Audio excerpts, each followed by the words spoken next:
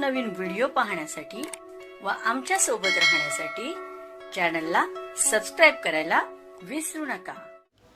तर बघा काय बातमी आहे। 8व्या वेतन आयोगाच्या कामकाजाकडे देशातील लाखो सरकारी कर्मचारी आणि निवृत्ती वेतनधारकांचे लक्ष लागले आहे। महागाई, फिटमेंट फॅक्टर आणि यांच्यासोबतच आता फॅमिली युनिट म्हणजे कुटुंब घटक हे सूत्रही चर्चेच्या केंद्रस्थानी आले आहे।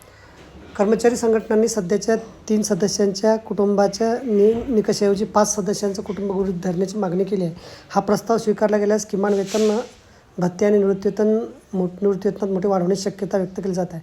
मात्र अंतिम निर्णय नसून कर्मचारी संघटनाकडून मांडलेला प्रस्ताव आहे। फॅमिली युनिट म्हणजे काय, वेतन ठरवताना याचा कसा उपयोग होतो।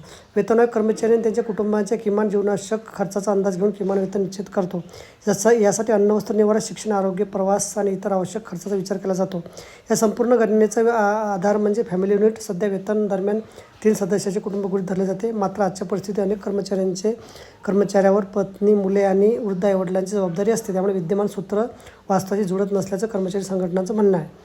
कर्मचारी संघटनाची नेमकी मागणी काय, तर राष्ट्रीय संयुक्त सल्लागार यंत्रणा NC, JCM आणि इतर कर्मचारी संघटनांनी 5 सदस्यांच्या कुटुंबाचा आधार स्वीकारण्याची मागणी केली आहे। तर बघा, अशा प्रकारे अत्यंत महत्त्वाची माहिती आपल्याला समजायची व्हिडिओ सुद्धा आवडल्यास लाईक करा, शेअर करायला विसरू नका। धन्यवाद।